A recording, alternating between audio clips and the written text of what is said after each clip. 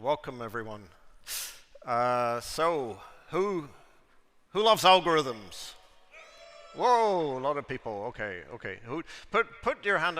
We'll do some exercise, right? Because it's late in the day. Who put your hand up if you have studied an algorithm?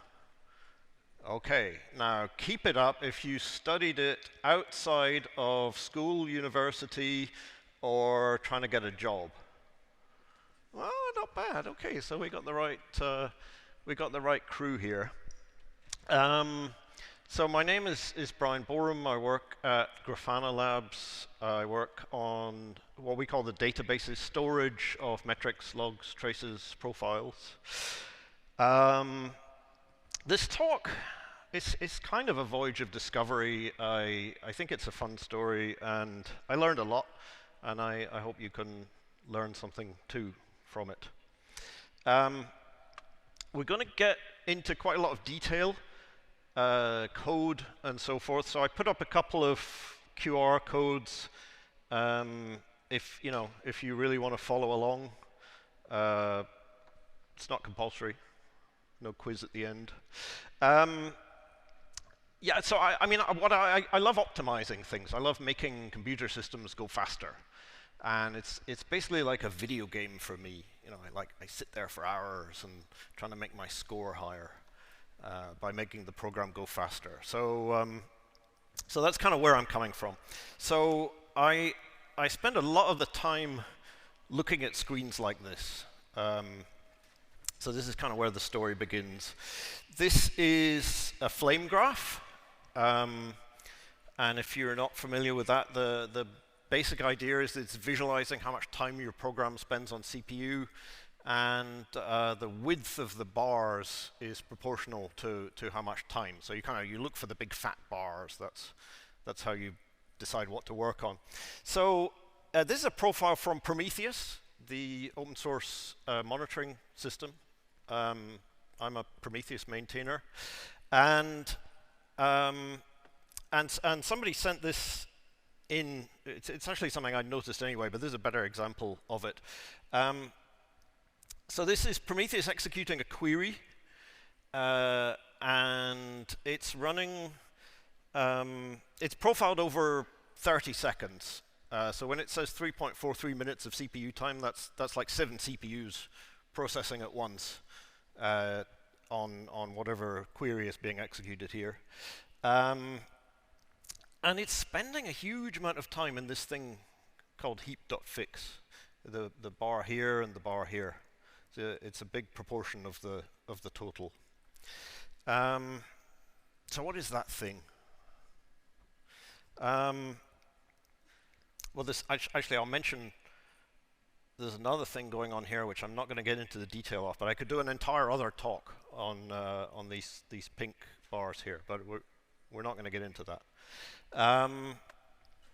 So this is so heap is used as a priority queue to like produce an ordered list of things, and this is the inner loop from container/heap in the Go standard library, and it's calling into an interface. It's an interface named interface, which is cool. But this ends up, at the time when the story starts, which is kind of Christmas time, when we're all supposed to be with our families and so on. I'm hacking some code. I decided I didn't like these calls to the interface. They're indirect calls. It takes a bit more time to figure out, what we're doing, what kind of object we've got, and so on. So I thought to myself, can I use generics to get rid of these indirect calls, make it go faster? So let's just take a look at the problem space, what's going on inside Prometheus at this point. It's got a bunch of lists of numbers, basically. It's called the postings index, but that's not important. They're sets of numbers, and each individual sequence starts in order, and we want to make one big sequence that's in order out of them. So I've got an example here. So we're going to go lowest number first. So what's the lowest number here? 2. Yes, well done. So let's take that out. And we kind of pop things up in the sequence. What's the next one? 3. Yes, very good, very good. Next, yeah, we have all the numbers, right? So, I mean, if you think about how are you doing that, right? You know, or if you had to figure out an algorithm, if you think about, you know, if you sort of scanned all the way along each time, if there are, we talk about there being k different sequences and n total values. If you scanned along the top every single time, it's basically k times n, you know, big O of k times n. So that would be really slow. What can we do instead? Well, we can look it up in Wikipedia. So so this problem has a name, the k-way merge algorithm. And Wikipedia has quite a lot of information on it. Which algorithm does Wikipedia tell us to use? It says a heap is commonly used. Oh, that's okay. For k-way merging, it is more efficient to only store the loser of each game. The data structure is therefore called a loser tree. So I couldn't resist. I mean, I pictured myself standing on this stage at that moment.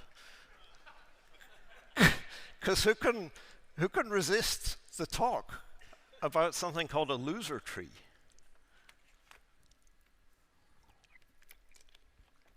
So, the Wikipedia page has pseudocode for the loser tree, which I, you know, translated into Go, and doesn't work. So that was frustrating. However, I could go to my bookshelf. I took off this very book, which is a copy of Knuth, Volume 3, Sorting and Searching. It's a book that I purchased at university nearly 40 years ago. I'm old. The publication date is 1973. This has been known for a long time. So so Knuth knows about the loser tree, and so Knuth does not usually present pseudocode, right? If you've read, who's read Knuth? 2 people, okay. He writes the algorithms in assembly language. Because in 1973 that was a reasonable thing to do, but for loser tree he actually does not present the algorithm. So I had to figure it out. So I'm going to inflict it on you now. Okay, so cool diagram. So this is the same sequence of numbers, or same 4 sequences that we saw earlier. And how we're going to build the loser tree. So how do we do this? Well, step 1. We fill the leaves, so the tree, the leaves are the ones right at the edge. Fill the leaves. So we just pop the first element of every sequence into the bottom of the tree. Okay. Now we play games. It's the other name for this thing is the tournament tree, which is kind of more explanatory, but much more boring. So. Okay, so we're going to play the games where each pair of numbers are going to play each other, and the lowest one is the winner. So here we go with the animations. So we play 2 versus 5. 5 is the loser. We store the loser in the tree, hence the name. 3 versus 4, play, we store the loser. And the next step is the winners of the first round play each other. So 2 versus 3, 2 is the winner, we store the loser. So now we have built a loser tree. This is fully populated loser tree. We have played all the games between pairs of elements. We've stored the losers for some mysterious reason that's not clear yet. But we have a winner, right? We have the lowest element. We have the number 2. Cool. We don't store the intermediate level winners. We just store the losers. Okay. So we're going to build our sequence again. So let's take 2 away, and we pop where 2 came from. We pop the next number into the loser tree. Now we need to remake the loser tree, but we don't do the whole thing. We just go up the tree from where this new number came in here. This 7 came in here. So 7 plays 5.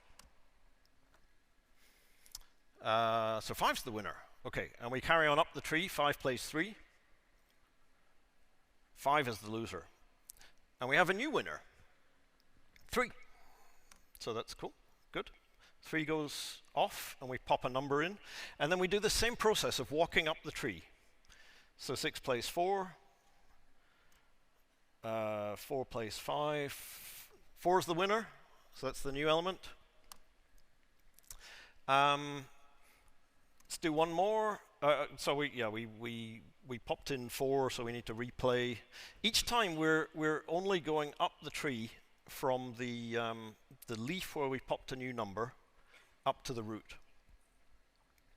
Now, 5 is the last element in this sequence, so we need to do something a little bit different.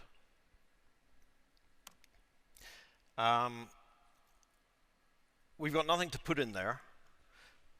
So we do something special. We put infinity,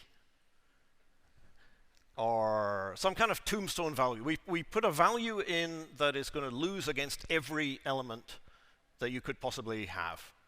And because we've done that, we can just carry on with the same algorithm. We don't need to change. We don't need to do special tests for special handling for empty sequences. Yeah, so we've popped a number in here, happens to be infinity, and we're gonna walk up the tree towards the root. So infinity plays 7, infinity loses, it always loses. But the winner plays at this stage, so 7 plays 6. So that's how it works. This is a slide to remember myself to the animation stop at this point. Very cool. Okay. How fast does it go? Well, let's do some algorithmic complexity analysis. So k is the number of sequences, 4 in this case. N is the total number of values in all the sequences. To initialize the tree, we do k-1 comparisons. So so basically every element has to lose 1 game. So there has to be k-1. And then every time we remove a value, we walk up the tree. The height of the tree is log n, or log k, I'm sorry, not log n. So the height of the tree is the base 2 logarithm of the number of sequences, k. This, 4 is not a massively difficult problem, but in the cases where this is really slow operation, you have like 10,000 things that you're 10,000 sequences that you're trying to merge together, and it will bog down. So anyway, the big O value of all this is n log k. Interestingly, that is the same as heap, if you studied these things. So loser tree has the same asymptotic complexity as heap does. But well, let's see what the benchmarks say in a minute. We'll get to that. How is it implemented? So remember I said I wanted to bring in generics, because I thought that would help to get rid of the indirect function call. So here we are. So the package is called loser, so that we can have loser.tree. the value, I've made a constraints.ordered. In Go 1.21, this is cmp.ordered. Same thing. So these are things where we can put less than. We can compare. So things like ints, float strings. And then my sequences are parameterized on the value type. And this is an iterator style of sequence. And the nodes in the tree are going to be parameterized on the value type and on the sequence type. And the sequence type is itself parameterized on the value. So that last bit is a little bit complicated. Phew, it's above the captions. Yeah, so it's a little bit complicated. We've got a type parameterization on the value type, and the sequence type, which itself is parameterized on the value type. But you know, it sort of makes sense, right? We're dealing with sequences of values. Okay, let's look at how the nodes are stored. So we number the nodes in a very special way. If you look at the way they're numbered, these numbers are picked so that I can go from a node to its parent by halving the number. So, well, take the integer, divide by 2. So from 5, I half it, I get 2.5. I take the integer of that, it's 2. I half that, I get 1. From 7, I get 3. So this is a trick that is also used in every implementation of heap as well. But it's a really clever trick. What we can do is we can use those numbers as the indexes into a slice. So now we can go from any element to its parent or to its children just by manipulating the bits, just by dividing by 2, multiplying by 2. So that's really really cool trick. So back at the code.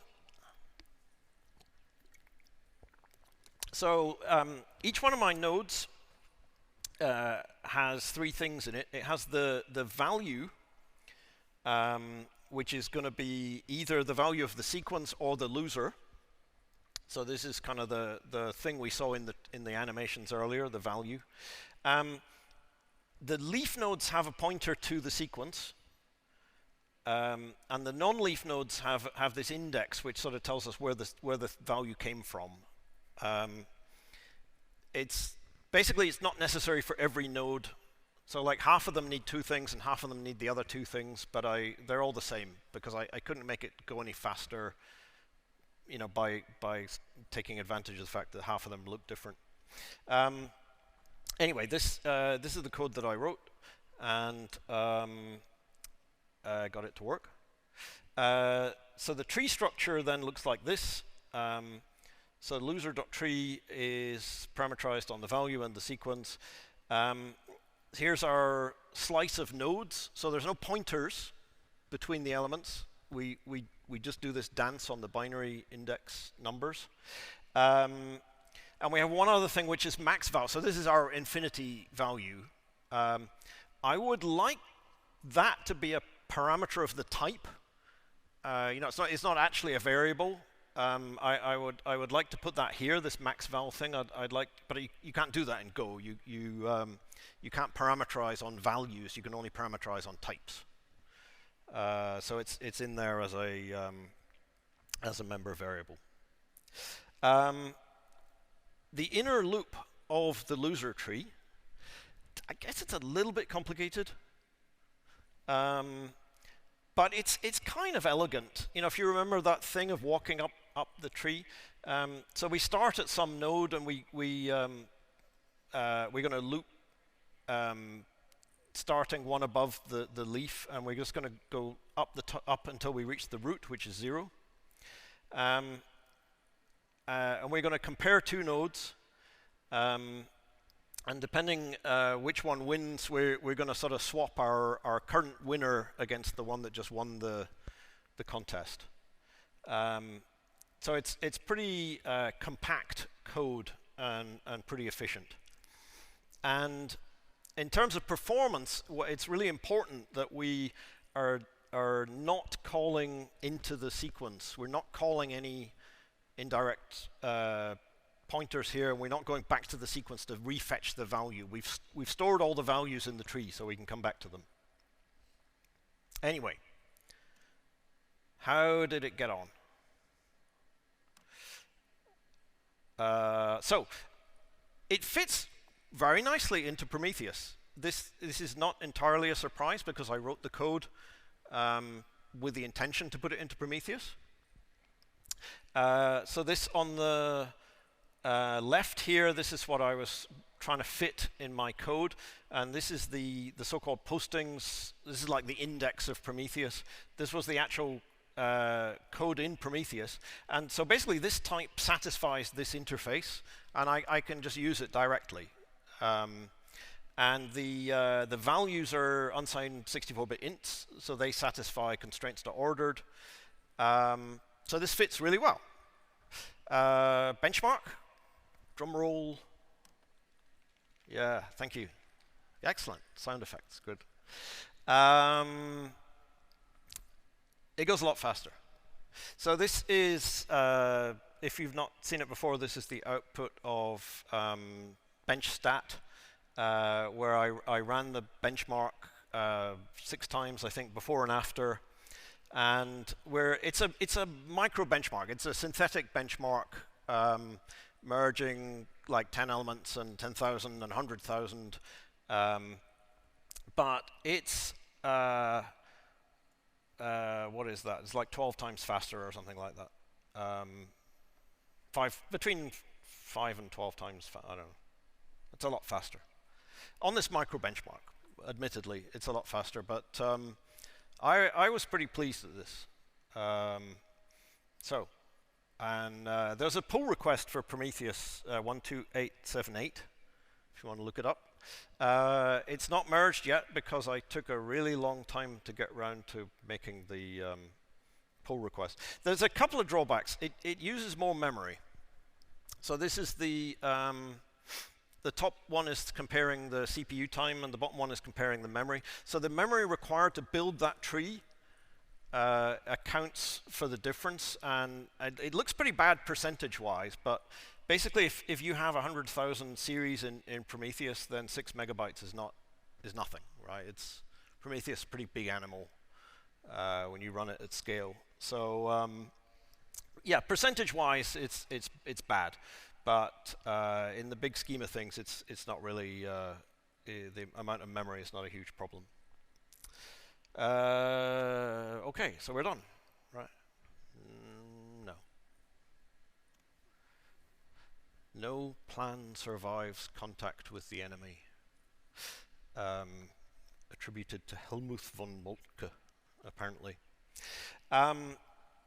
So I set this up with generics because I wanted to use it in different places. So let me just tell you another place I wanted to use it. So we have a log storage project. Grafana Loki is open source, and if you think about one of the problems with logging is I've got like 3 servers to illustrate here. They're emitting log lines, and they're kind of coming out at different times. But when you query your log server, you want all your logs to come out in one order, right? So this is a k-way merge. This is the same problem that we had earlier in a totally different space. So, you know, brilliant, generics. Let's do it. The trouble is that the things that Loki stores, which are log lines, are not simple types that satisfy constraints.ordered. I mean, fundamentally, you have like a timestamp and a string, and you want to compare the timestamp, and you can't even use less than on time.time. So this type over here does not satisfy this constraint over here. So we have to do something else. And also the iterator interface looks a little bit different. It's got next is the same. It's called entry instead of at, and it's got a close method that we need to call when we're finished with the sequence. So it's a little bit different, but it's not too bad. Okay, so how are we going to kind of fix up this mismatch? We need to move away from constraints.ordered. So can we have an interface constraint where I say each element has a less than function on it? So this is good, right? No. You are not allowed to. Yeah. So the concrete type that you present it with doesn't match the generic type that you wrote in the interface. So that doesn't work. Okay. What if I don't constrain that? If I say, well, it's just anything, it can be less than anything. Yeah, that doesn't work either. So in fact, we can't do this. Quoting from the specification of Go generics, the design does not permit methods to declare type parameters that are specific to the method. The receiver may have type parameters, but the method may not add any type parameters. So so you can't just say that your elements have to be comparable in this way. So that's a bit sad. Never mind. I mean, if you read up on this, the general advice, the generic advice, is to don't use a method, use a function pointer. So our tree is going to have a function which we're going to have a reference to, and we're going to call that function. And that function is so we can't do this with a method, but we can do it with a function. It's going to be parameterized on the value type, the element type. And this is not constrained anymore. This is just anything where we can pass in this function. So this is very like if you've used the slices package, slices.sortfunc, exactly the same kind of thing. You pass in a comparison function. And to get the whole thing working, we actually need 3 function pointers to kind of provide the generality of to fit it into the Loki problem space. Okay, so we've made our generic code more generic. How does that come out in the benchmark? If we go back to the previous benchmark with this version of the code, sad face. It is nearly twice as slow. But if you remember, we started off being like 8 times as fast or something like that. So actually, it's pretty good. But it's just disappointing when this is the order it happened to me in. So I wanted you to experience. It is disappointing. Yeah, if you look at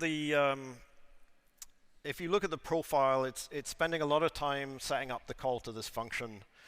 I tried really hard to get it inlined. In fact, in the Meet the Go team, I took my code and I demanded that they get it inlined yesterday. But so far, no success. But maybe in a future version of Go, we can get this call inlined. Because it's a really simple call. But state of the art, that's an indirect call, and it ends up being expensive. Anyway, so yeah, so we do have more benchmarks. So I did put this code into Loki, where we're sorting the log lines to view them in sequence. So this Loki, there's 2 kinds of iterators. You can fetch the log lines out and just read them, or you can get it to compute metrics on log lines. So the first kind went 30% faster. That's pretty good, right? When you're paying the cloud bill. This is a major. I mean, it doesn't make the whole program go 30% faster, but it's a major component of what we do. So this went into Loki, PR 8351 in January, and then the second kind of query actually went way faster, somewhat because I was able to simplify the code. But that one went in February. So so this is pretty successful. I'm disappointed about the inlining or non-inlining, but pretty pleased with the loser tree. We've used it. I work for Grafana Labs. We've used it in Loki. We have not quite got it merged into Prometheus, or we have our metrics project Mimir, which uses that. Mimir does use the code in a slightly different place, and it's also used in Pyroscope, the profiling system. So this has been pretty successful, all in all, the loser tree. Before I put the next slide up, I just want to mention I struggled a bit to sort of visualize. I'm a very visual thinker, I think, but how do you visualize the loser tree? And well, it's 2023. You ask the AI.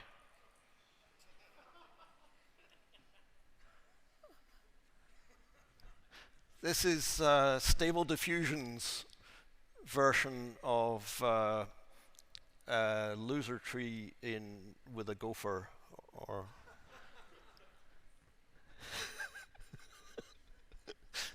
it's nice. I don't know if you're going to get the whole algorithm from this, though. You might have to step back through the slides. Okay, so we're pretty much done. So I introduced the k-way merge problem. It's a problem that shows up in a lot of different systems, particularly databases. But the same problem is found in many places. And as far as I've seen, everybody uses the heap container/heap from the Go standard library, and it does suffer a bit from these indirect function calls. And I don't know if you've caught that, the loser tree cuts out half of them because we don't have to go back to the sequence and ask for the value every time.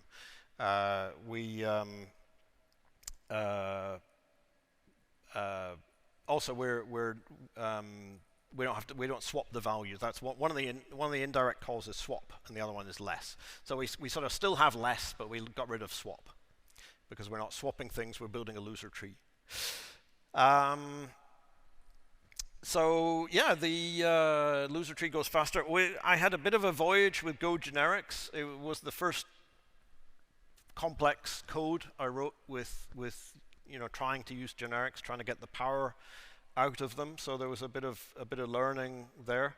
The code, if you want it, I published it under my, because it's turns out there's versions of the code in different places, and so the one under my name, I sort of cleaned it up, although there's two versions in there, and then the one under Grafana Loki, just to sort of prove that that's really there running in production. So there we go. Hope you liked it.